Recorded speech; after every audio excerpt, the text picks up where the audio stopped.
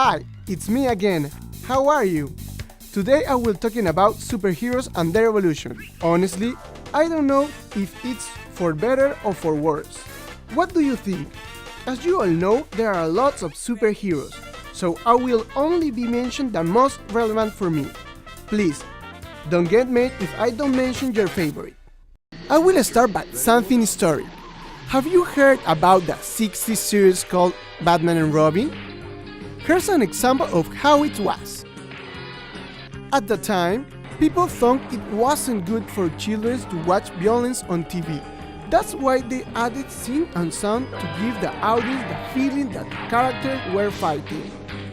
Regardless, it was exciting, right? I personally think it was a good idea.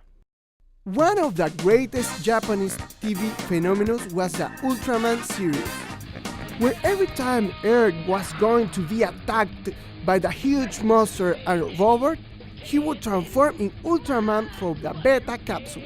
Who didn't want to over their Ultraman toy? Good time when there wasn't that much blood or violence. Cartoons were more innocent, right? Another TV series that marked my life was Spider-Man on 1994. It was an American anime television series based on the Marvel Comics superhero. The series focused on Spider-Man and his alter ego Peter Parker during his college years at Empire State University. As the story begins, Peter has already gained his superpower and is part-time freelance photographer for the Daily Bugle. The show features the most of Spider-Man's classic villains, including the Kingpin, the Green Goblin, the Lizard, the Shocker, Dr. Octopus, Mysterious, the Scorpion, Rhino, the Vulture, the Chameleon, and Venom. Over the course of the series, the single-parter content with the romantic love interest of Mary Jane Watson, Felicia Hardy, and her alter ego, the Black Cat. Those were a real cartoons. Going back to the Japanese TV series, there is Lifeman.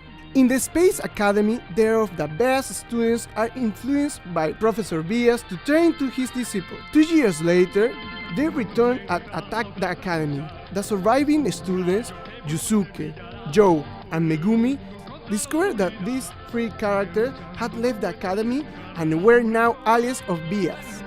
But thanks to Dr. Yoshi's help, they transform into a special tank force called Leafman. For combat, they use special suits: Red Hawk, Yellow Lion, and Blue Dolphin, and have the support of Colon, the android created by Yoshi. When their three vehicles join, they transform into giant robot called Liver Robot. Thanks to this series, the Power Rangers and their different versions were created. I can't fail to mention that these superheroes marked my childhood. They would fight monsters and show spark instead of blood. Then, Lois and Clark, the new adventure of Superman, was a great TV series which tells the story about the relationship between Lois, a driving journalist, and Clark, another journalist with a double identity. For the first time, we could see the humanity in the Man of Steel. Special effects were better here, but always avoiding violence. This series was not very exciting for children or adolescents. It seemed more like a soap opera, and that wasn't what the audience wanted.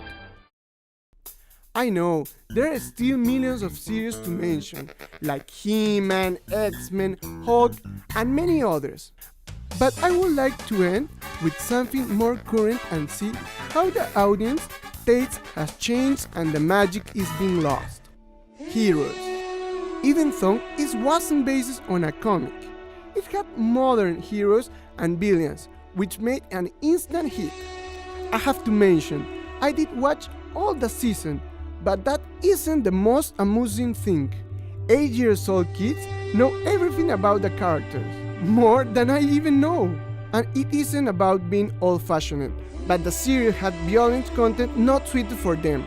Finally, we have seen how superhero series have evolved, and I think nowadays the original innocence has been lost. Producers don't leave anything to imagination.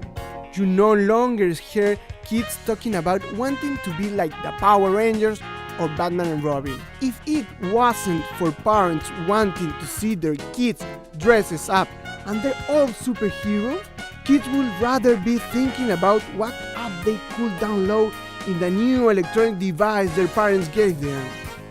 I don't think it's a bad thing to want to be a superhero. Please, let's not lose the magic. I want to be a superhero. What about you?